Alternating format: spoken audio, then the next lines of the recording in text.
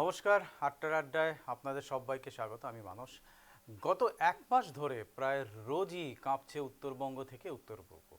উত্তর পূর্ব ভারত, বিশেষ করে অসম, ভারতের সবচেয়ে ভূমিকম্প প্রবণ অঞ্চলগুলির মধ্যে অন্যতম। ইতিহাস বলছে 1897 সালের শিলং ভূমিকম্প কিংবা 1950 সালের অসম ভূমিকম্প আজও বিশ্বের অন্যতম ভয়াবহ ভূমিকম্প হিসেবে চিহ্নিত। কিন্তু প্রশ্ন হলো, এত বছর পরেও কি আমরা শিক্ষা নিয়েছি? কেন বারবার ভূমিকম্প হচ্ছে? এটা জানতেই আমরা কয়েকজন বিশেষজ্ঞের সঙ্গে আলোচনা করব। স্টুডিওতে আমাদের সঙ্গে রয়েছেন ইঞ্জিনিয়ার কৈলাস শর্মা, এবং আমরা পরে যাব শিলিগুড়িতে উত্তরবঙ্গ বিশ্ববিদ্যালয়ের ভূগোল ও ব্যবহারিক ভূগোলের বিভাগীয় প্রধান অরিন্দম বসাকের কাছে, এবং কলকাতায় যাব পরিবেশ প্রযুক্তিবিদ সৌমেন্দ্র মোহন ঘোষের কাছে। আমি প্রথমেই চলে যাচ্ছি কৈলাস শর্মার কাছে।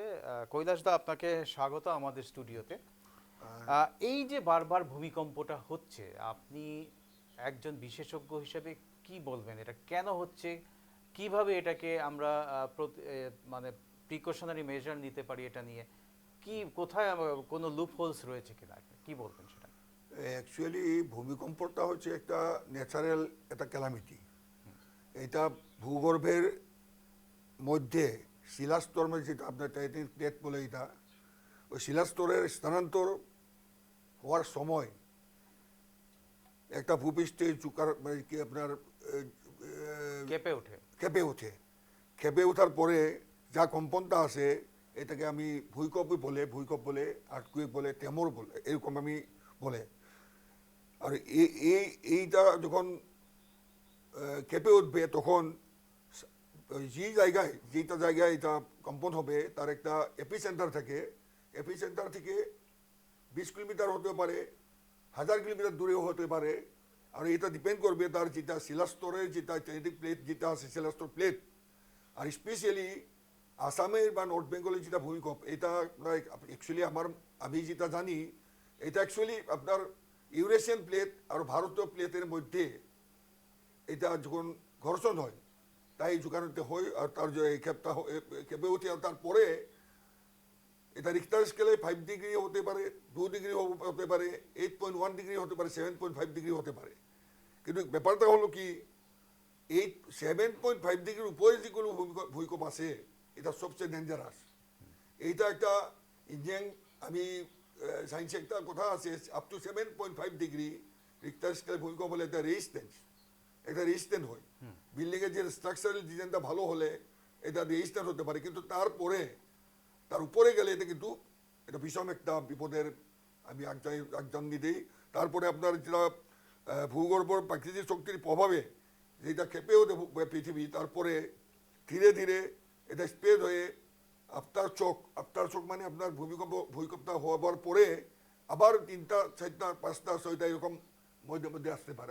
এখন যেটা হয়েছে, এটা ইউরেশিয়ান প্লেট আর ভারতীয় প্লেটের মধ্যে যেটা ঘর্ষণ, তার জন্যেই আসাম আর আপনার এটা কি বলে উত্তরবঙ্গ, ভুটান পর্যন্ত এটা এফেক্ট করেছে।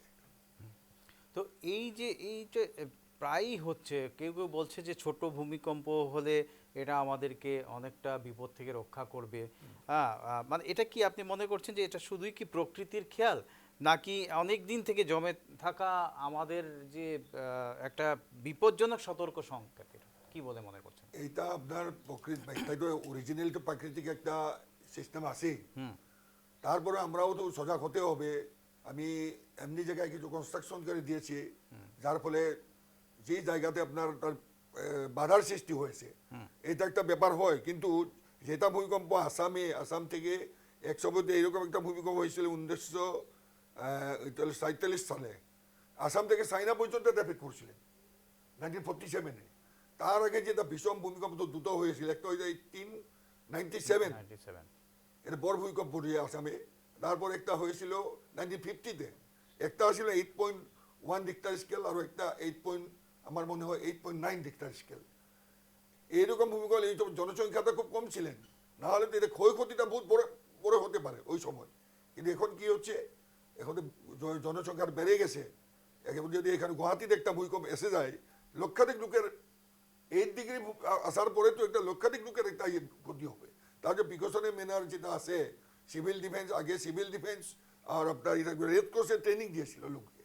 আমি এখান থেকে আপনার সবাইকে একটা আমি গভর্নমেন্টকে আহ্বান করেছি, ওদের সিভিল ডিফেন্সের যে ট্রেনিং, কারণ বারবার ভূমিকম্প হওয়াতেও খুব ভালো লক্ষণ নেই। এটা দিকে 4.1, 5. কালকে একটা হয়েছিল 5.1, এটা তো ধীরে ধীরে বেড়ে গেছে। তার জন্য আমি বলতে চাই গভর্নমেন্ট থেকে একটা আগে যে স্কুল কলেজে একটা ট্রেনিং হয়েছে, আমি নিয়েছিল ট্রেনিং যখন আমি প্রাইমারি স্কুলে ছিল, হাই স্কুলে কলেজে ছিলাম, আমাকে এটা civil Defensor red cross department থেকে এটা ট্রেনিং দিয়েছিল।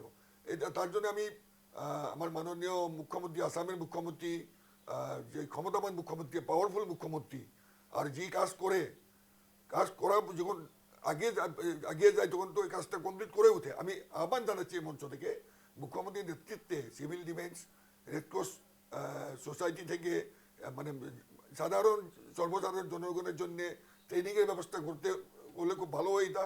আর তারপরে আমার যে প্রিকশনারি মেজার বলে আমি বলছি, স্কুল কলেজ মঠ মন্দির একসময় তো এরকম হয়েছে। আমার গুয়াহাটির আমার যেটা আমি উগ্রতারা দেবলের সঙ্গে আমি জড়িয়া, এই 97 ভূমিকম্পে যেটা আহোম রাজার যেটা মন্দিরটা বানিয়েছিল 50% মন্দির তো ভেঙে গিয়েছিল, তারপরে রিবিল্ড হয়েছে উপরে গম্বুজটা। মানে আমি এইরকম ভূমিকম্প হলে বিপদটা অনিবার্য, তার জন্য চিন্তা করার কারণ নেই। এখন বৈজ্ঞানিক যেটা ডিপার্টমেন্ট আছে বিভিন্ন পর্যায়ে, জিওলজিক্যাল সার্ভে অফ ইন্ডিয়া আর যেটা আপনার বিভিন্ন ডিপার্টমেন্ট আছে, তারাও এইটা সতর্কবাণী দিচ্ছে এরকম কাজ করতে হয়, এরকম কাজ করতে হয়। গভর্নমেন্ট অফ ইন্ডিয়া থেকেও যথেষ্ট সতর্কতার বাণী দিয়েছে। এইরকম আমি যদি সবাই একসঙ্গে কাজ করে, এনজিও যেগুলো আছে তারাও ডিউটি আছে বাচ্চাদেরকে ট্রেনিং দেওয়ার, আর বাকি মা বাবা সবাই এখন সজাগ হওয়ার দরকার। সজাগ যখন অ্যালার্টনেস যখন থাকবে, অ্যাওয়ারনেস যখন থাকবে, তখন আমার অ্যাক্সিডেন্ট হওয়ার কোনো কারণ নেই। ধন্যবাদ আপনাকে কৈলাসদা। আমাদের সঙ্গে রয়েছেন নর্থ বেঙ্গল ইউনিভার্সিটির ভূগোলের এইচওডি অরিন্দম বসাক। অরিন্দম বসাক, আপনাকে স্বাগত আমাদের অনুষ্ঠানে।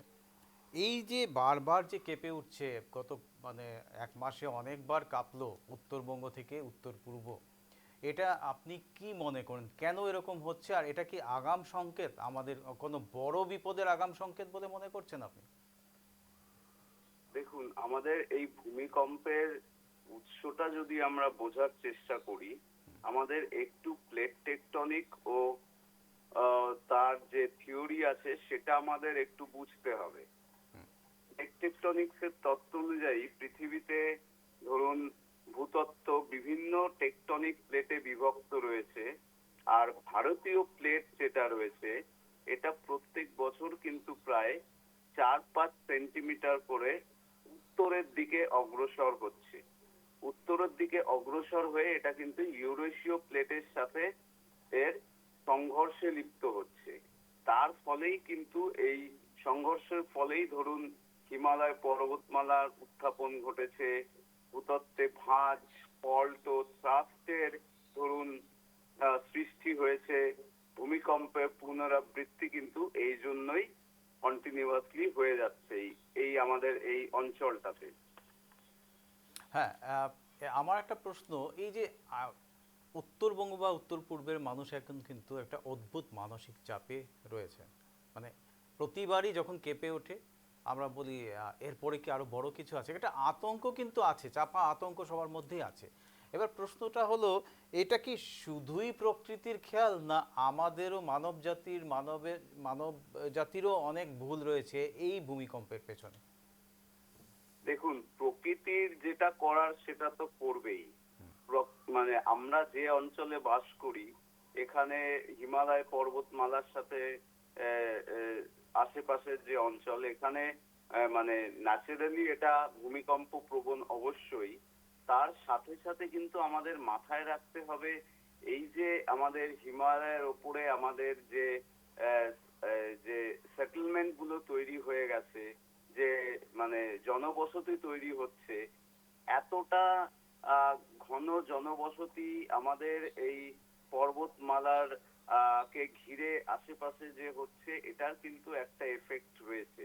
এই যে আনপ্ল্যান্ড ওয়েতে যে ডেভেলপমেন্ট হচ্ছে, মানুষজন পাহাড়ের ঢাল বেয়ে যেখানে খুশি সেখানে বাড়ি তৈরি করে নিচ্ছে, 4 তলা 5 তলা বাড়ি তৈরি করে নিচ্ছে, যেটা আমাদের আর্থকুয়েক রেজিস্ট্যান্ট বাড়িঘর হচ্ছে না, আর্থকুয়েক রেজিস্ট্যান্ট স্ট্রাকচার তৈরি করা হচ্ছে না, ইনফ্রাস্ট্রাকচার ডেভেলপমেন্ট যেটা হচ্ছে সেগুলোও ধরুন আপনার মানে আমরা যেরকম করা উচিত যেগুলো ভূমিকম্প প্রবণ এরিয়াতে, সেই জিনিসগুলো কিন্তু আমরা এখনো করতে পারছি না। তার মধ্যে অপরিকল্পিত নগরায়ন রয়েছে, পাহাড় কেটে রাস্তা ও বাড়ি নির্মাণ, নদীর তীরবর্তী অঞ্চলে ধরুন ঘন বসতিপূর্ণ সেটেলমেন্ট তৈরি হচ্ছে, ভূমিকম্প সহনশীল নির্মাণ আমরা করতে পারছি না, যার ফলে যখন এটা আর্থকুয়েক একটা ন্যাচারাল প্রসেস, এই ন্যাচারাল অ্যাক্টিভিটিটা যখন হচ্ছে, মানুষজন আমাদের মানে অনিয়ন্ত্রিত উন্নয়নের ফলে এইসব অঞ্চলে তার এফেক্টটা কিন্তু তখন আমাদের ওপরে পড়ছে।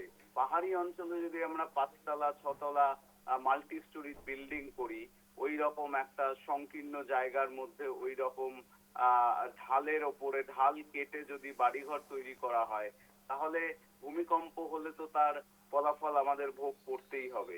এটা আমরা রিসেন্টলি যে সিকিমে ভূমিকম্প হয়েছিল সেই সময়ও দেখেছি, বা আমাদের উত্তর পূর্বাঞ্চলে যে পরপর ভূমিকম্প হয়ে গেছে এর আগেও, সেই সময় আমরা দেখতে পেয়েছি।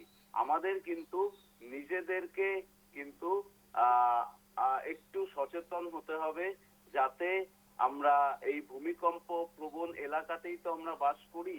তো এখানে যে মেজার্স গুলো আমাদের নেওয়া দরকার, যাতে আমরা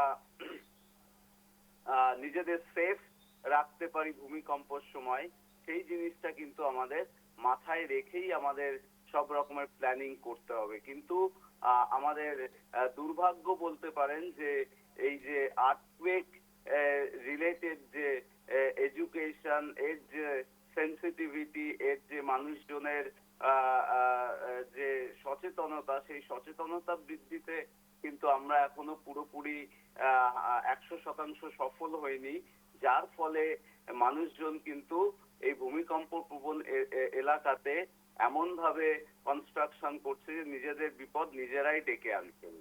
হ্যাঁ, ধন্যবাদ।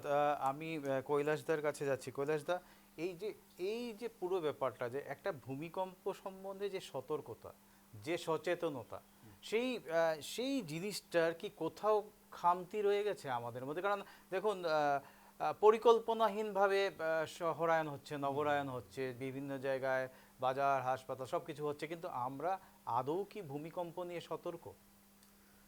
অ্যাকচুয়ালি আমি তো বলতে চাই, আগে যেটা ভূমিকম্প হয়েছিল ন্যাচারাল, তার সঙ্গে মানুষের এত মানে সাপোর্ট হয়েছিল না ওই সময়।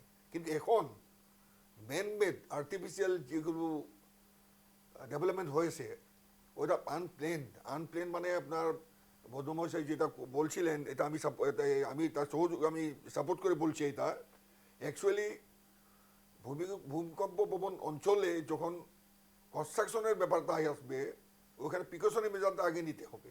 এখন অপরিকল্পিতভাবে যখন বিল্ডিং কনস্ট্রাকশন করবে, অ্যাকচুয়ালি বিল্ডিংয়ের আগে ওপেন এরিয়া মাস্ট প্রিকশনারি মেজারের জন্যে। যখন ভূমিকম্প হবে তখন যখন লোকেরা কোথায় আসবে, যখন ওপেন জায়গা থাকবে না, তো ওখানে তখন তারা একটা প্রিকশনারি মেজার নিতে পারবেন না। তার উপর আপনার গ্রাউন্ড ওয়াটারের লেভেল, যেটা গ্রাউন্ড ওয়াটারটা ধীরে ধীরে কমতি হয়ে গেছে, অলমোস্ট ব্ল্যাঙ্ক হয়ে গেছে। এইটা একটা ব্যাপার আছে। এটার উপরে সরকার না, একটু কেবল সরকারের উপরে বললে আমি হবে না, পাবলিকের একটা ডিউটি আছে। এখন জায়গায় জায়গায় ডিপ টিউবওয়েল বসিয়ে দিচ্ছে, তারপরে ওর থেকে জল আহরণ করছেন, তারপরে গ্রাউন্ড ওয়াটার লেভেল দিনের পর দিন কমতি হয়ে গিয়েছে। এটা একটা ব্যাপার। তারপরে হেভি ডিউটি বিল্ডিং কনস্ট্রাকশন কোন দিকে হয়েছে? পাহাড়ের উপরে যখন বিল্ডিং বানাবে 20 তলা 25 তলা 10 তলা, ওটা বিয়ারিং ক্যাপাসিটি। আমি যখন একটা পাল্লাতে আমি একবার 10 কেজি একটা ডাগা রেখে একটা এখানে মাছ একটা দিছে আমি 20 কেজি, ঠিক আছে 20 কেজি নিতে পারবি, কিন্তু তার 50 কেজি যখন দিয়ে দেবে, কিন্তু বিয়ারিং ক্যাপাসিটিটা কমতি হয়ে যাবে। এইরকম পৃথিবী তো একটা বিয়ারিং ক্যাপাসিটি আছে। যখন বিয়ারিং ক্যাপাসিটির উপরে আমি প্রেসার দেব, ন্যাচারাল প্রেসারটা তো আছেই, ন্যাচারাল প্রেসারের ভূমিকম্প তো আসবেই, কিন্তু প্রিকশনারি মেজার তো আর্টিফিশিয়াল যেটা আমি করছি, কৃত্রিমভাবে একটা তৈরি হচ্ছে, যার ফলে পৃথিবীর বিয়ারিং ক্যাপাসিটি দিনে দিন কম কম হয়ে গেছে। তারপরে একটা আমি জনগণের মধ্যেও যেটা সজাগতা, এই সজাগতা 90% কমে গেছে। আমি তার জন্য বলছি সজাগতাটা বাড়ির থেকে শুরু করতে হবে। বাবা মা ছেলে মেয়ে সব একসঙ্গে বসিয়ে এটা কীরকম করতে হবে, তারপরে প্রবলেম হলে এক্সপার্টের সঙ্গে আলাপ করতে হবে। আর যেটা ইউনিভার্সিটি কলেজ, আমি আগে বলছিলেন যে ট্রেনিংয়ের ব্যবস্থাটা দিতে হবে। আর যেটা কনস্ট্রাকশন করার সময় যেটা ডেভেলপমেন্ট অথরিটি আছে, মিউনিসিপ্যাল কর্পোরেশন আছে, যারা পারমিশন দেয়, তারা স্পেশালি ডাইজেস্টার ম্যানেজমেন্টের উইদাউট পারমিশন কনস্ট্রাকশনটা বন্ধ করে দিতে লাগে। এইটা ব্যাপার বিকজ আমি জানতে গেলে কিছু হলে আমি 100% তো আপনি ন্যাচারাল আমি বারণ করতে পারবেন না, কিন্তু আমার মানব সমাজ থেকে মানবে এটা ব্যাপার কিছু অন্তত প্রিকশনারি মেজার নিলে আমি সবাই কিছু পার্সেন্টেজ যেটা ডেভেলপমেন্টের সঙ্গে সঙ্গে যেটা ড্যামেজ, এই ড্যামেজের পরিমাণটাও কমিয়ে যাবে। আর বিল্ডিংয়ের কনস্ট্রাকশন ন্যাচারাল ওয়েতে এখন আপনি দেখেন রিভারের উপরে ব্লক করে যে ডাম্প ওয়াটার, যেটা আপনার বলেছে কি বলে এটা ডাম্প যেগুলো বানাচ্ছে, পাওয়ার স্টেশন বানাচ্ছে, এটা সাইন্টিফিক্যালি হচ্ছে কি না, এটা একটা মনিটরিং কমিটি একটা লাগে, ওইখানে জিওলজিস্ট, ইঞ্জিনিয়ার্স, পরিবেশবিদ, তারপরে আপনার স্কুল কলেজের যেটা এক্সপার্ট টিচার থাকে, তারাকে আর মিডিয়া পার্সন একসঙ্গে নিয়ে মনিটরিং কমিটি একটা করলে আমি ভাবি এটা কমসে কম অন্তত 100% না হলে 50% আমি প্রিকশনারি মেজারটা নিতে পারবে। বাকি 100% প্রিকশনারি মেজার তো কেউ নিতে পারবে না। ন্যাচারাল যেটা ক্যালামিটিস, এটাকে আমি বাধা দিতে পারবেন না, কিন্তু আমি প্রিকশনারি মেজার নিলে অন্তত আমার অ্যাক্সিডেন্টটা 50 থেকে 70% অ্যাক্সিডেন্ট থেকে আমি বেঁচে থাকবো। ধন্যবাদ আপনাকে। আমরা এই মুহূর্তে একটা নিয়ে নিচ্ছি ছোট্ট বিরতি, বিরতির পর আবার ফিরে আসবো 8টার আড্ডায়। ফিরে এলাম বিরতির পর। আমরা আলোচনা করছি ভূমিকম্পে প্রায়ই কেঁপে উঠছে উত্তরবঙ্গ থেকে উত্তর পূর্ব। আমি চলে যাব এখন আবার শিলিগুড়িতে প্রফেসর অরিন্দম বসাকের কাছে। অরিন্দমবাবু, আমার একটা প্রশ্ন আছে আপনার কাছে, যে উত্তরবঙ্গেও প্রায়ই ভূমিকম্প একটা হচ্ছে, তো এই নিয়ে কতটুকু প্রস্তুত উত্তরবঙ্গ? দেখুন, প্রস্তুতির কথা যদি আমরা বলি, ভূমিকম্পর ক্ষেত্রে ডিস্ট্রিক্ট ডিজাস্টার ম্যানেজমেন্ট বলে একটা ব্যাপার কিন্তু খুব ইম্পর্টেন্ট এখানে। আর ডিস্ট্রিক্ট ডিজাস্টার ম্যানেজমেন্ট টিমকে কিন্তু প্রস্তুত থাকতে হবে সবসময়, কারণ উত্তরবঙ্গের যে পাহাড়ি অঞ্চলগুলোতে ভূমিকম্প হয়, ধরুন দার্জিলিং, কালিম্পং বা আশেপাশে সিকিমে, ওখানে যখন ভূমিকম্প হবে সেই সময় কিন্তু রাস্তাঘাট থেকে শুরু করে ট্রান্সপোর্ট কমিউনিকেশন পুরোটাই এফেক্টেড হবে। যখন ট্রান্সপোর্ট কমিউনিকেশন এফেক্টেড হবে, তারপরে মানুষজনকে ওইখান থেকে রিলিফ দেওয়া, মানুষজনকে হেল্প করার জন্য প্রিপেয়ার্ডনেসটা কিন্তু আমাদের আগের থেকেই থাকতে হবে, যে ভূমিকম্প প্রবণ এরিয়াগুলোতে যাতে রিলিফটা আমরা ঠিকঠাক সময়ে একেবারে ভূমিকম্পর পরেই যাতে রিলিফটা মানুষজনকে পৌঁছাতে পারি, মেডিকেল ব্যবস্থা যাতে ঠিকঠাক থাকে, যার ফলে মানে ক্যাজুয়ালিটি যাতে মিনিমাম করা যেতে পারে, তার জন্য কিন্তু আমাদের প্রত্যেকটা ডিস্ট্রিক্টেই ডিস্ট্রিক্ট ডিজাস্টার ম্যানেজমেন্ট টিমকে খুব সক্রিয় হতে হবে এবং তাদেরকে সবসময় তৈরি থাকতে হবে যে কোনো রকম প্রাকৃতিক আপনার ভূমিকম্প যখনই হবে তখনই যাতে আমরা সেই জায়গা থেকে আমরা মানুষজনকে হেল্প করতে পারি। সেটা খাবার দাবার থেকে শুরু করে সেটা মেডিকেল অ্যাসিস্ট্যান্স, সেটা মানুষজনকে যাতে প্যানিক না করে সেই জায়গা থেকেও। আর এখানে আমাদের একটা জিনিস মাথায় রাখতে হবে, যে আমাদের মানুষজনকে ভূমিকম্পর যে ইস্যুগুলো রয়েছে সেগুলোকে মানুষজনের কাছে নিয়ে যেতে হবে, মানুষজনকে অবগত করতে হবে যে কি করতে হবে আমাদের, কি করতে হবে না। এখানে কমিউনিটি এডুকেশনের একটা ব্যাপার চলে আসে, একেবারে রিমোট এরিয়াগুলোতে মানুষজনকে যাতে কমিউনিটি সেন্টারগুলো ঠিকঠাক ফাংশন করে সেই জিনিসগুলো দেখতে হবে। এখানে আমরা জিআইএস এর সাহায্যে আমরা উপগ্রহ চিত্রের সাহায্যে আমরা ম্যাপিং করে দেখে নিতে পারি কোন জায়গা থেকে কিভাবে আমরা মিনিমাম টাইমে রিলিফটা পৌঁছে দিতে পারবো। এর জন্য কিন্তু জিওগ্রাফিক্যাল ইনফরমেশন সিস্টেম বা রিমোট সেন্সিং এই টেকনিক গুলো যদি আমরা ঠিকঠাক ভাবে অবলম্বন করি তাহলে আমার মনে হয় আমরা অবশ্যই প্রিপেয়ার থাকবো যে কোনো রকম প্রাকৃতিক দুর্যোগের পরে, যাতে যাতে রিলিফটা আমরা ঠিকঠাক ভাবে পৌঁছে দিতে পারি মানুষজনের কাছে। ধন্যবাদ আপনাকে। আমি চলে যাব এখন কৈলাসদার কাছে। কৈলাসদা, আসাম সেসমিক জোন 5-এ আছে, তো কতটুক বিপজ্জনক এই বিয়েটা? অ্যাকচুয়ালি সিসমিক জোনটা পাস মানে এটা danger zone, red zone, red. আর সিসমিক জোনের যেটা ব্যাপার, সিসমিক জোনে যখন হবে এটা অ্যাকচুয়ালি এনি টাইম, কেবল আসাম নেই, এটা সমগ্র উত্তর পূর্বাঞ্চল, উত্তরবঙ্গ পর্যন্ত এটা ভারতীয় ইউরেশিয়ান প্লেটের যেটা ঘর্ষণের ফলে যেটা হয়, এটা ধীরে ধীরে একসময় বেড়ে যেতে পারে।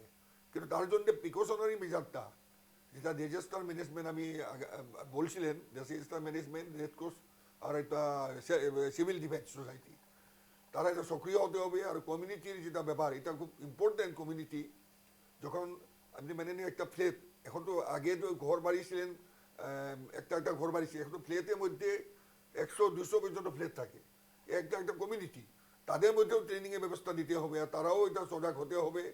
যখন সিচুয়েশনটা স্যাটেলাইট, এখন তো India one of the largest expertise in science and technology, এখন স্পেস সায়েন্সেরও ভারতবর্ষ বহুত উপরে গিয়েছে। এখন জিওলজি, তারপর আপনার ইঞ্জিনিয়ারিং সায়েন্স, মেটেরিয়াল সায়েন্স, সব সময় ইন্ডিয়াকে এখন সবাই ডিপেন্ডেন্ট ইন্ডিয়ার উপরে। এই জন্য আমি স্যাটেলাইট কমিউনিকেশনের ব্যাপারটা, স্যাটেলাইট ইমিডিয়েটলি ইনফরমেশন দিতে পারে এটা কী রকম কী ঘটনা কোথায় হচ্ছে।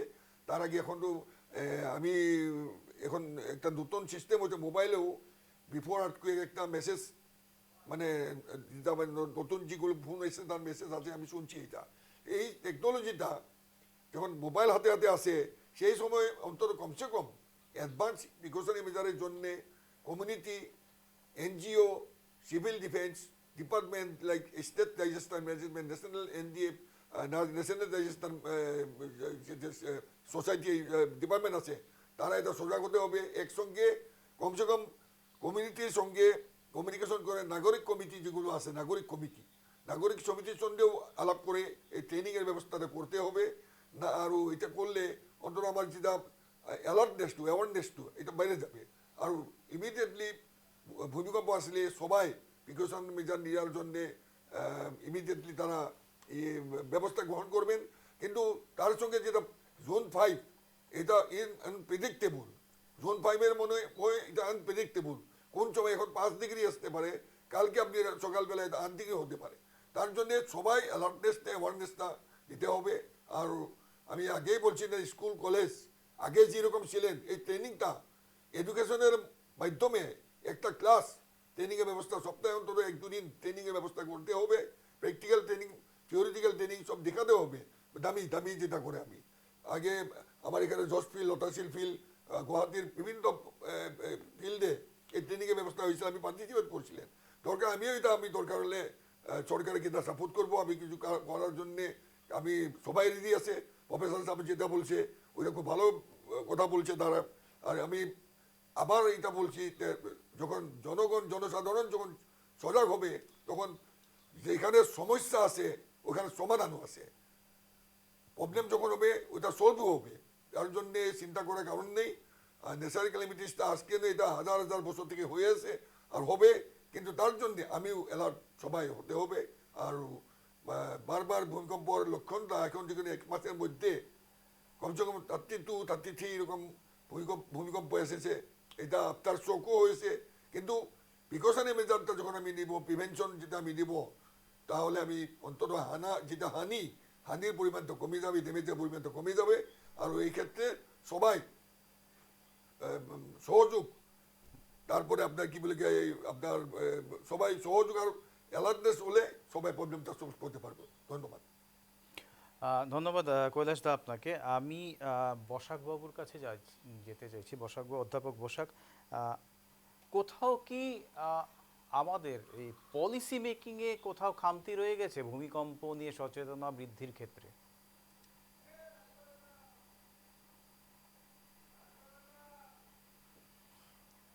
পলিসি মেকিংয়ের তো খামতি আছেই, কারণ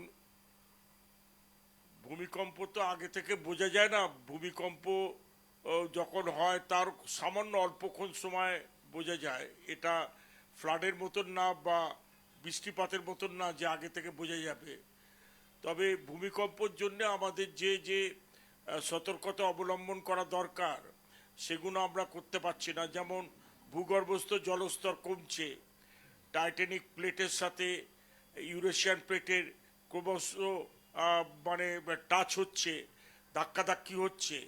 তো আমরা যেখানে ভূমিকম্প প্রবণ এলাকা সেখানে আমরা বহুতল নির্মাণ করছি এবং দেখা যাচ্ছে যে ভূমিকম্প যেখানে প্রবণ এলাকা সেখানে যেভাবে নিয়মকানুন মেনে চলতে হয় আমরা চলতে পারছি না। তার ফলে আমাদের রিস্ক ফ্যাক্টরটা অনেক বেশি হয়ে যাচ্ছে। হ্যাঁ, আমি অরিন্দম বসাকবাবুর কাছেও একই ব্যাপারটা জানতে চাইছি, কোথাও কি খামতি রয়ে গেছে পলিসি মেকিংয়ে? খামতিটা দেখতে গেলে আমাদের প্রবলেমটা একটু বুঝতে হবে আগে। আমাদের একটা ডেভেলপিং কান্ট্রি, প্রায় 130 কোটি মানুষের বাস, one of the most populated country in the world. Population density খুবই বেশি আমাদের দেশে। তাই জন্য পাহাড়, মানে পাহাড়ি অঞ্চল যেখানে নর্মালি ডেভেলপ কান্ট্রিতে পপুলেশন ডেন্সিটি খুব কম হয়, সেই জায়গাতে আমাদের দেশে কিন্তু মানে একটু যে কোনো জায়গাতেই মানে হাজার হাজার লোক পাওয়া যাচ্ছে। আর যেহেতু একটা developing country with limited resource, তাই জন্য আমাদের ডিজাস্টার প্রিপেয়ারনেসটা ডেফিনেটলি তাতে টু সাম এক্সটেন্ট এফেক্টেড হয়েছে। আর ভবিষ্যতের কথা যদি আমরা বলতে চাই, যে পলিসি মেকিংটাতে আমাদের অবশ্যই আরো জোর দিতে হবে, যাতে যেটা আমাদের আমার সহযোগী বিশেষজ্ঞ বলছেন যে প্রিপেয়ারনেসটা কিন্তু এখানে সব থেকে ইম্পর্টেন্ট। গভর্নমেন্টকে ফান্ড অ্যালট করতে হবে যাতে ডিজাস্টার ম্যানেজমেন্ট টিমটা স্ট্রং হয়, সিভিল ডিফেন্সটা স্ট্রং হয়, যাতে কখনো যদি ভূমিকম্প আসে, ভূমিকম্প কখন আসবে অ্যাবসলিউটলি ইম্পসিবল, আমরা কখনো বলতেই পারবো না। এই যে আমরা প্রোগ্রাম করছি, এখনো ভূমিকম্প হতে পারে। তো আমাদের প্রিপেয়ারনেসটা আমাদের ঠিকঠাক থাকতে হবে, যাতে ভূমিকম্পটা হলে যাতে আমাদের ক্যাজুয়ালিটিটা মিনিমাইজ করতে পারি, যাতে মানুষজনকে রিলিফটা সময় মতো পৌঁছে দেওয়া যায়। আর পলিসি মেকিং এর দিক থেকে বলতে পারেন যে আমাদের আরেকটু স্ট্রিক্ট হতে হবে, যাতে আমাদের এই ভূমিকম্প প্রবণ এরিয়াগুলো, বিশেষ করে জোন 5, জোন 6 বা জোন 4, এখানে যে কনস্ট্রাকশন যে রেগুলেশনস গুলো আছে, সেই রেগুলেশনস গুলো যাতে ঠিকঠাক মেনটেন হয়। আর এই মেনটেনেন্সের জায়গাটা দেখতে গেলে আমাদের কিন্তু এই যে প্ল্যান পাস করে যে অথরিটি গুলো, মিউনিসিপ্যালিটি হোক বা পঞ্চায়েত গুলো হোক, তাদেরকে আমাদের ঠিকঠাক ভাবে অবগত করতে হবে যে বিল্ডিং প্ল্যান গুলো পাস করার আগে আমাদের এই জায়গাতে ভূমিকম্প হলে তার কি এফেক্ট হতে পারে এই বিল্ডিংস গুলোর উপরে।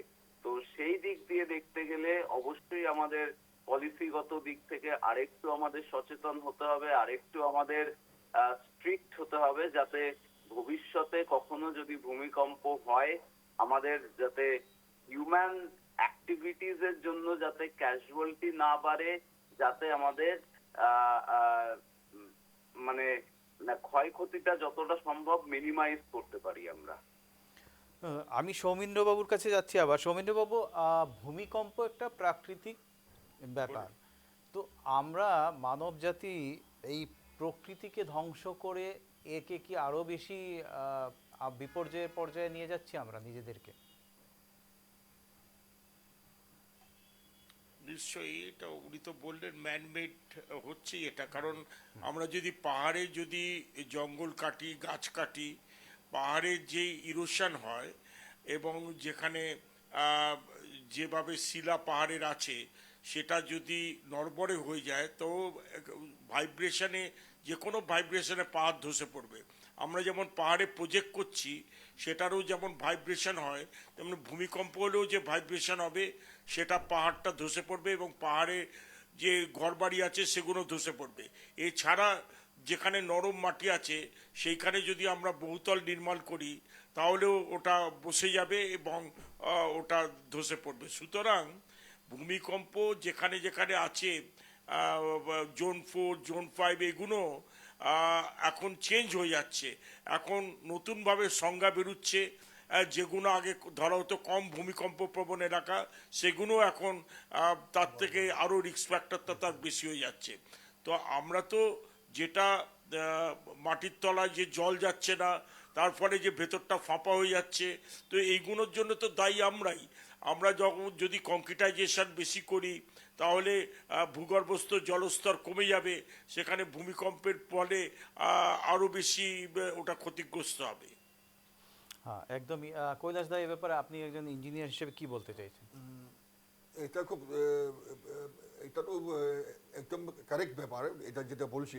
অ্যাকচুয়ালি আপনার আনপ্লেন যেটা খনন মাইনিং যেটা হয়ে আছে, আপনি দেখুন আনপ্লেন কোল মাইনিং, যে রেড হোল মাইনিং, তারপরে আপনার অয়েল এক্সপ্লোরেশন, তারপর আপনার যেটা লাইম খনন, এইরকম কাজগুলোর জন্যও একটা তলে একটা ভ্যাকুয়ামের সৃষ্টি হয়ে গেছে, যার পরে এটা হলো মানে ব্ল্যাঙ্ক হয়ে গেছে। ব্ল্যাঙ্ক হওয়ার পরে যখন মহাশয় যেটা বলছিলেন যে এইরকম পাহাড়ে ডিফরেস্টেশন করার জন্য যেটা ল্যান্ডস্লাইড হয়, তার সঙ্গে একসঙ্গে যখন ভূমিকম্প আসবে তার যেটা মাত্রা এটা বহুত বাড়িয়ে যাবে। ইমিডিয়েটলি ল্যান্ডস্লাইড আর যেটা ধসে পড়া মাটির মধ্যে হাজার হাজার লোক, বিল্ডিং, এটা হয়ে যাবে। কিন্তু আর বিভিন্ন কারণ আছে এখানে। আমি প্রথমে বলছি যে বিয়ারিং যেটা বা বিয়ারিং ক্যাপাসিটিতে উপরে কাজ করলে এটা কাজ হবেই, এটা মেনমেড হবে, এটা ডাইজেস্টার। তার জন্য যে সোসাইটি যেগুলো গভর্নমেন্ট এজেন্সি আছে, এজেন্সিগুলোর একটা ডিউটি থাকবে ওইখানে। আরেকটা কাজ আছে যেটা ডিপার্টমেন্টে যার সাবজেক্ট তাকে বসানো হবে। এখন আমি পরিবেশবিদ, জিওলজিস্ট, তারপর ইঞ্জিনিয়ার, সাবজেক্ট ম্যাটার, ইঞ্জিনিয়ার বিভিন্ন প্রকারের আছে। সাবজেক্ট ম্যানেজমেন্টের উপরে যারা তাদেরকে দায়িত্ব দিতে হবে ডিপার্টমেন্টে। ডিজাস্টার ম্যানেজমেন্টে এক্সপার্ট কেবল পুলিশ পার্সোনেল দিলে হবে না, ওইখানে এক্সপার্ট পার্সন, সায়েন্টিস্ট, পরিবেশবিদ, টেকনোক্রেট, তাকে একসঙ্গে একটা গ্রুপ বানিয়ে ডিজাস্টার ম্যানেজমেন্টের দরকার বলে অ্যাডভাইসার কমিটি বা পরামর্শদাতা কমিটি একটা গভর্নমেন্ট বানাতে হবে। না হলে কি হবে, ডিজাস্টার ম্যানেজমেন্টের যেগুলো লোক আছে তারা সাপোর্ট করে নিজের জীবনটা উচ্চারণ করে কাজ করে, কিন্তু প্রিকশনারি মেজারের জন্য কিন্তু আপনার এটা ব্যাপার হবে এক্সপার্টাইজ পার্সন ওইখানে দিতে হবে। না হলে যতগুলো ডিপার্টমেন্ট না বানায় আপনার রেজাল্টটা কিন্তু জিরো হবে। এই কারণে আমি বলছি যেটা আর্টিফিশিয়ালি আমি কৃত্রিমভাবে যেটা সিচুয়েশন হচ্ছে এটা বারণ করার জন্যে ডিপার্টমেন্ট কনসার্নকে ইমিডিয়েটলি গভর্নমেন্ট থেকে স্ট্রিক্ট ডাইরেকশন দিতে হবে যে কনস্ট্রাকশনের ব্যাপারে পারমিশন নেওয়ার আগে তার যেগুলো দরকারি ব্যাপার, যেগুলো দরকারি কাজ কমপ্লিট করার পরেই পারমিশন দিতে হবে। আর পাহাড়ের মধ্যে, পাহাড়ের উপরে কনস্ট্রাকশন একটা লিমিট করতে হবে পাহাড়ের উপরে। তারপরে নদী যেটা আমার নদী যেখানে আছে, সব চল যেখানে আছে, হেভি ডিউটি কনস্ট্রাকশন ওখানে দিতে হবে না। এরকম প্রিকশন একটা নিলে আমি মনে হয়, আমি অন্তত আবার বলছি যে সমস্যা যেখানে আছে সেখানে সমাধানও আছে। এই মুহূর্তে আমরা নিয়ে নিচ্ছি আর একটা বিরতির পর আবার ফিরে আসব। ফিরে এলাম বিরতির পর। আমরা আলোচনা করছি ভূমিকম্প নিয়ে আটটার আড্ডায়। কৈলাস দা, আপনি ভূমিকম্প সংক্রান্ত ব্যাপারে আপনার ট্রেনিংও আছে। এবার ধরুন যদি ভূমিকম্প হয়, কি করা উচিত? ভূমিকম্প হলে কিভাবে সেফটি মেজার্সগুলো নেওয়া উচিত সেটা যদি আপনি একটু বলেন। মানে আপনি যখন ঘরের ভিতরে থাকবে, মানে গ্রাউন্ড ফ্লোরে থাকলে ইমানটা প্রবলেম হবে না, আপনি ইমিডিয়েটলি ওপেন জায়গায় আসতে পারবে। যখন মাল্টি স্টোর বিল্ডিংয়ের উপরে থাকবে, ইমিডিয়েটলি আপনি যখন নিচে আসতে হবে ওই সময় আপনি কিন্তু লিফটটা ব্যবহার করবেন না। 1 নম্বর লিফট ফার্স্ট। 2 নম্বর আপনার বাড়ির মধ্যে যেগুলো ইলেকট্রিক সুইচ, ইলেকট্রিক কানেকশন আছে ওইগুলো হাত দিবেন না। তারপরে ইমিডিয়েটলি আপনি তো 10তলা বিল্ডিংয়ে ইমিডিয়েটলি নিচে আসতে পারবেন না। আমি ইমিডিয়েটলি টেবুল, যেগুলো ওপেন টেবুল আছে বিছনা, তার নিচে আপনি এখানে ঢুকে যাবে। তারপরে আপনার যখন ভূমিকম্প সিচুয়েশনটা খুব খারাপ হয়ে যাবে, তখন আপনি মানে মাইন্ডটা কন্ট্রোল করতে হবে, আপনার মাইন্ডটা এইরকম কন্ট্রোল করতে হবে। কিছু লোক কি হয় মানে যখন ভয় পাই যায় ইমিডিয়েটলি হার্ট স্ট্রোক হয়ে যায়। আতঙ্কে স্ট্রোক। এটা তার জন্য এটা আপনি ভয়টা করবেন না, ভয় করবেন না। আপনি প্রিকশনারি মেজারটা ইমিডিয়েটলি টেবুলের মধ্যে নিচে ঘুষে যাবেন, তারপরে আপনি লিফটে যাবেন না, তারপরে সিঁড়ি ব্যবহার করবেন, আর ওপেন জায়গা আপনি চলে যাবেন। আর বাকি যতগুলো ফ্যামিলির মেম্বার থাকবে তারকে ডাইরেকশনটা এটা আপনার ইনফরমেশন দিতে হবে, তোমরা এটা করতে হবে, এখন থেকে এটা করতে হবে। অ্যাকচুয়ালি ট্রেনিংটা আজ থেকে শুরু করে দিতে হবে, আজ থেকে কীরকম কী করতে হয় কী না করতে হয়। তারপর আপনার ওখানে যখন টেবল থাকবে না, আপনি আপনার চৌকি আছে, ওখানে চেয়ার আছে, চেয়ারের নিচে চলে যান। মানে আপনার সাতটা ধসে পড়লেও কমসে কম আপনার বডিটা অক্ষত অবস্থা আচ্ছা, থাকবে। ওই একটা জিনিস আমি শুনেছি কর্নারে যাওয়াটা খুব মানে সেফ কি? না, কর্নার তো আপনি যাবেই, কর্নার যাবার সঙ্গে সঙ্গে এইগুলো জিনিসও করতে হবে ইমিডিয়েটলি। এখন আর তার উপর আরো একটা ডিপেন্ড করবে বিল্ডিং এর যেটা স্ট্রাকচারাল ড্রয়িং, স্ট্রাকচার ডিজাইনটা এখন কি কমার্শিয়াল হয়ে গেছে, এখন বিল্ডিং এর ডিজাইনটাও কমার্শিয়াল হয়ে গেছে। তার জন্য স্ট্রাকচারাল ইঞ্জিনিয়ার এর জন্য প্রথম দোষী হবে কিন্তু স্ট্রাকচার ইঞ্জিনিয়ার। তাই একটা রিক্টার স্কেলের ভূমিকম্পের জন্য কত তাতে মেটেরিয়াল দিতে হয়, কি করে মেটেরিয়াল ম্যানেজমেন্ট বলে এটা, কি দিতে হয় কি না দিতে হয়, এটা কিন্তু ইমিডিয়েটলি তার আগে বিল্ডিং বানাবার আগে প্রথম আমি বলছি আগে এটা পারমিশন দেওয়ার আগে তার টেস্ট করতে হয়। তারপরে আপনার যেটা গ্রাউন্ড ওয়াটার লেভেলের ব্যাপারটা আমি আলাপ করছিলেন, আমার মহাশয় আলাপ করছে, তার জন্যে যেটা পাইলিং সিস্টেম সোয়েল টেস্টিং তো মাস্ট করতে হবে বিল্ডিং কনস্ট্রাকশনের জন্য। আর প্রিকশনারি মেজারের যেগুলো জিনিস, আপনি গ্যাস একটা জ্বালিয়ে রাখছে, গ্যাসটাকে আপনি অফ করে বরাবর অফ করতে চেষ্টা করবেন, নাহলে এটা বেড়ে যেতে পারে। সুইচটা নিচের যে সুইচটা আছে, সুইচটা মেইন সিলিন্ডারের সুইচটা ট্রাই করবেন অফ করার জন্যে। কিন্তু তার মধ্যে আপনি মেন্টালি আপনি শক্ত হতে হবে যে আমি কিছু আমার হবে না, আমার সঙ্গে যা আছে তারাকে আমি প্রোটেকশন দিতে হবে। প্রোটেকশনের জন্য যেগুলো প্রিকশনারি মেজারটা নিতে হবে। আর তারপরে আপনার যখন ভূমিকম্প হবার পরেও যখন বিল্ডিং ধসে যায়, আপনি সেগুলো বিল্ডিংয়ের মধ্যেও যেটা আমার একটা প্রশ্ন আছে কৈলাস দা আপনাকে। ধরুন গ্রামে আমরা অনেক ওপেন স্পেস পাই, মানে খোলা জায়গা থাকে, শহরে সেই কিন্তু খোলা জায়গার ভীষণ অভাব। তো সেই ক্ষেত্রে লোকেদের করণীয়টা কি? না, আপনি প্রথমে বলছিলেন আগে আবার গুয়াহাটিতে আপনি দেখেন উদানবাজার অঞ্চলে লতাশিল ফিল্ড, জাজেস ফিল্ড, সার্চ ফিল্ড, এরকম 4-5টা ফিল্ড ছিলেন ওখানে ব্রিটিশ জামানা থেকে, আহোম রাজার জামানা থেকে এখন পর্যন্ত ফিল্ডগুলো এখনো আছে। কিছু লোক অন্তত গিয়ে ওখানে ওপেন জায়গায় শেল্টার দিতে পারে। এখন আপনি গুয়াহাটির মাঝ মধ্যে থেকে, আমরা গুয়াহাটি সিটির মধ্যে ধরুন আমার এই নিউজ লাইভ বিল্ডিং এ আমি আছি, হ্যাঁ। ভূমিকম্প হলো, ভূমিকম্প আপনি সিচুয়েশনটা কি করবে? আমার তো সামনে স্পেস, ওপেন স্পেস নেই। আপনি প্রিকশনারি মেজার নিবার জন্য গেলেও আপনার বিপদ হতে পারে, ওপেন স্পেস নেই। তার জন্য গভর্নমেন্ট এখন থেকে অন্তত ডিপার্টমেন্ট থেকে commissioner, municipal office, chief executive officer, development authority, তারা এটা দিতে হবে। না হলে কিন্তু এটা ডাইজেস্টার যখন হবে আপনার চুকের আগেই ঘটনার পরিক্রমা হবে। তার জন্য এখন থেকে নতুন বিল্ডিং এর পারমিশন যখন দিবে ওপেন এরিয়াটা মাস্ক করে দিতে হবে। কমসে কম যেটা তার এরিয়া পারমিশনের জন্য ওয়াল থেকে, মেইন ফ্রন্ট ওয়াল থেকে, ব্যাক ওয়াল থেকে, তার যেটা এরিয়া ফর পারমিশন, এটা বিল্ডিং এর সাইজটা কম করে দিতে হবে। বিল্ডিং এর সাইডে যে ওপেন এরিয়া, আর জায়গায় জায়গায় একটা ময়দান মানে আপনার ফিল্ড একটা বানাতে হবে। দরকার হলে কিছু জায়গায় এভিকশন করেও জায়গা ওপেন কম্পেনসেশন দেওয়া হলেও কম্পেনসেশন দিয়ে ওপেন জায়গা নিতে হবে। এখন এখানে গণেশগুড়িতে আপনার সেক্ষেত্রে তো দাদা আমি একটা কথা বলছি, সেক্ষেত্রে প্রচুর জটিলতা আছে। মানে সরকার যে কাজগুলো করবে এগুলো তো করতে গেলে প্রচুর জটিল ব্যাপার। ওটা আমি ব্যাপার বলি না। এখন আমি দিসপুরে খুব ভালো দেখেন, আমি দিসপুর ভাস্কর গোপালপুর স্কুলের ফিল্ড আছে, এইরকম জায়গায় যখন বিল্ডিং পারমিশন দেবে 5.5টা ফ্ল্যাটের এরিয়াতে একটা ওপেন জায়গা, 4-5টা ফ্ল্যাট যখন গুয়াহাটি বা অন্যান্য জায়গায় উত্তরবঙ্গে হোক, তারপর আমার আসামের বিভিন্ন প্রান্তে হোক, যখন এজেন্সি পারমিশন দিবে তারাকে বলতে হবে কি তোমরা এখানে বিল্ডিং কনস্ট্রাকশন করো, কিন্তু তোমার মধ্যে 4-5টা বিল্ডিং এর মধ্যে এটা ওপেন জায়গা রাখতে হবে। এইটা খুব দরকার হবে। আর তারপরে আপনার আর সবচেয়ে ইম্পর্টেন্ট জিনিসটা হয়েছে আপনার যখন ভূমিকম্প আসবে ওই সময় আপনি মেন্টালি পুরো ফিট রাখতে হবে।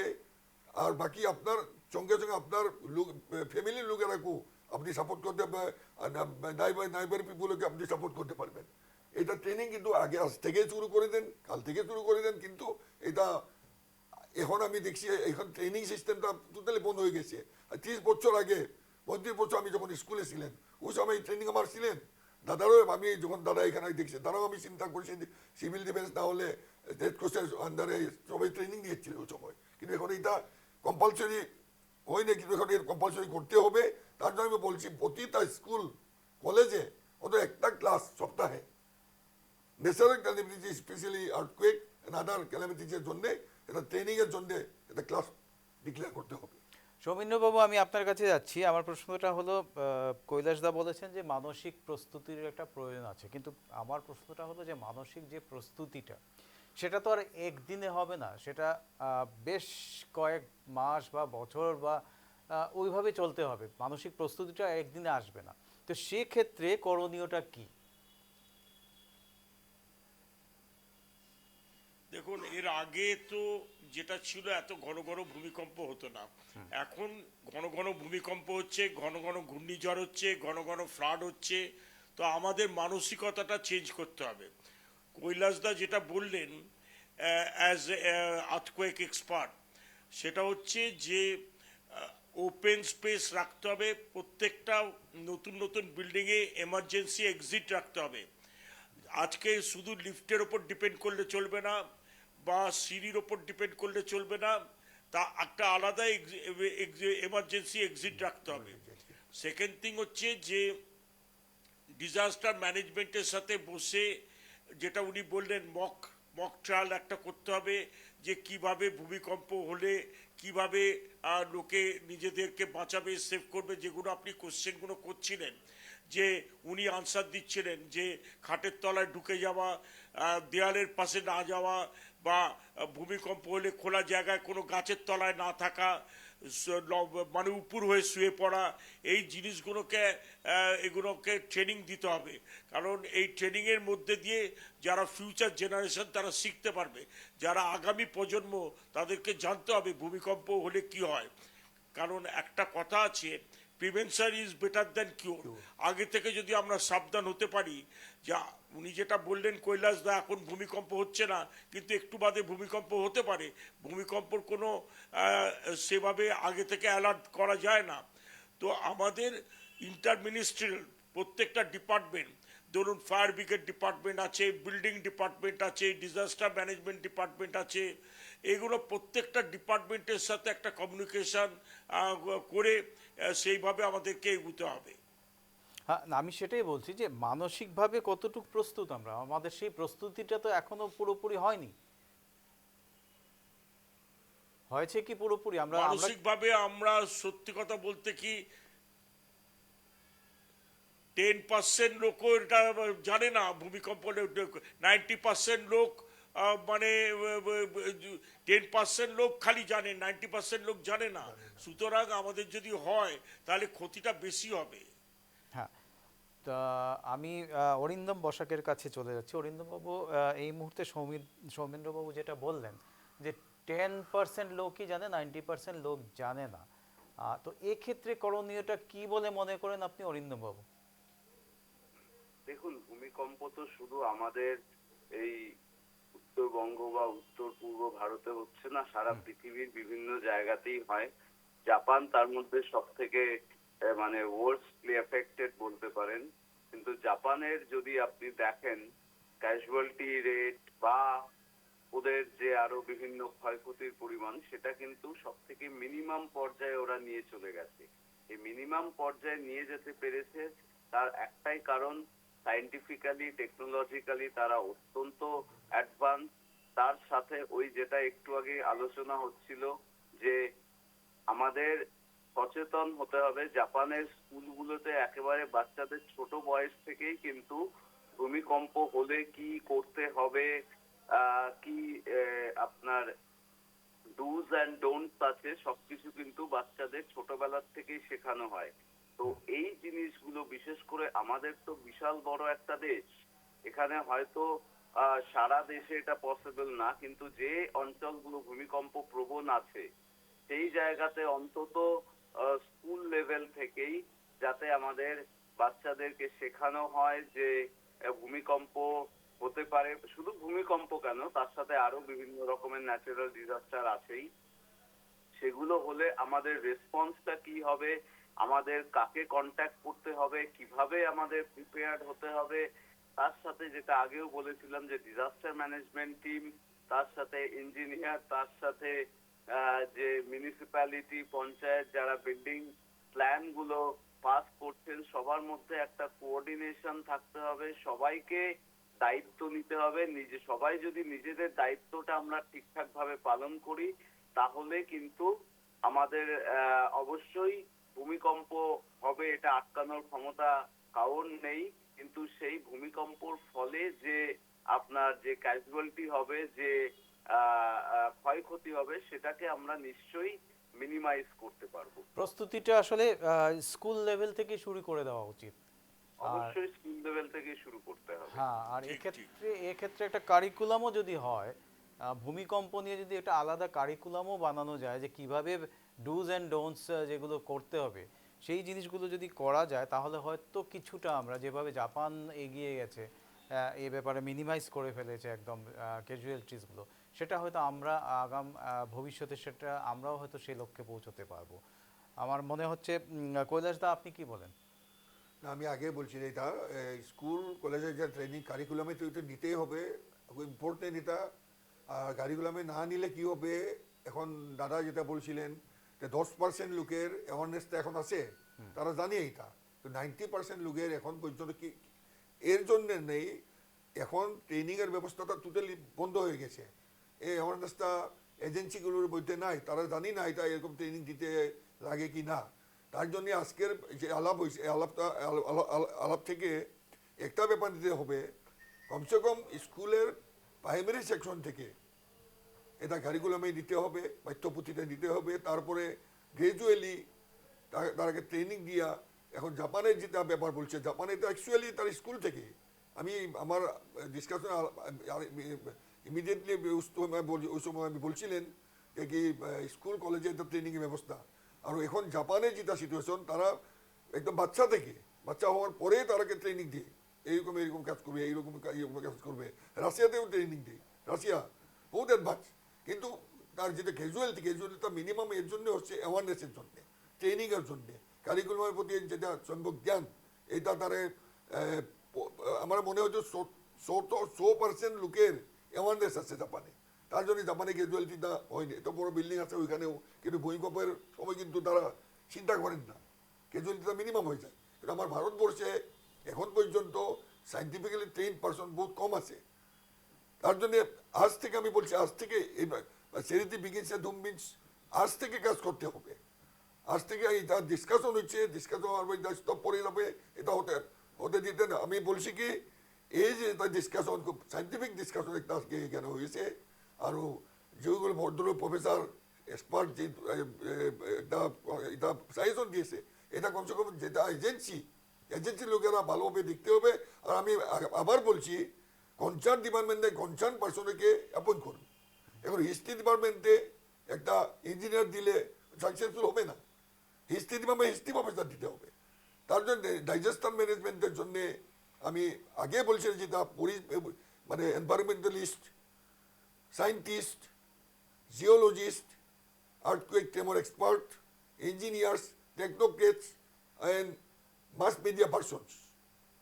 বাকি ডাইজাস্টার ম্যানেজমেন্টে যেগুলো লোক আছে তারাকেও নেন, কিন্তু এক্সপার্ট লোকগুলো যে সাজেশন দিবে এটা ফলো আপ করবে তারা। কিন্তু এক্সপার্ট লোক না থাকলে ফলো আপ কীরকম করবে তারা? যেরকম জীবনটা তারা উৎসর্গা করছেন কাজ করার জন্য। আমি ডাইজাস্টার ম্যানেজমেন্টের লোকেরা আলাপও করছিলেন, এখানে ব্রহ্মপুত্রে 2-3টা ট্রেনিং সেন্টার আছে ফ্লাডের জন্য, কিন্তু তারা বলছে কি আমাকে, আমার সঙ্গে এক্সপার্ট লোক তখন থাকবে, আমাকে কিছু সাজেশন দিলে আমি কাজটা আরও ভালোভাবে করতে পারবো। ধন্যবাদ কৈলাস দা আপনাকে। আমরা একটা জিনিস বুঝতে পারলাম যে যতই মক ড্রিল হোক, যতই প্রচার হোক ভূমিকম্প নিয়ে, আসলে ওই যে আপনি বললেন চ্যারিটি বিগিনস অ্যাট হোম, মানে আমাদের একদম গ্রাসরুট থেকে আমাদের স্কুলের ছাত্রছাত্রীদের কারিকুলামে ভূমিকম্প নিয়ে সজাগতার একটা করতে হবে, তাহলেই গিয়ে হয়তো আমরা আগামীতে নিজেদেরকে অনেক সেফ অ্যান্ড সিকিউর ফিল করতে পারবো। আমার সময় অনেক নেই হাতে, শেষ হয়ে আসছে। ধন্যবাদ আপনাকে অরিন্দম বসাক আমাদের সঙ্গে থাকার জন্য, ধন্যবাদ সৌমিন্দ্রবাবু, ধন্যবাদ কৈলাস দা। আমরা আটটার আড্ডা অনুষ্ঠান এখানেই শেষ করছি। আগামীতে আবার শনিবারে আমরা নিয়ে আসবো আটটার আড্ডায় অন্য একটা বিষয় নিয়ে। দেখতে থাকুন নিউজ লাইভ বাংলা।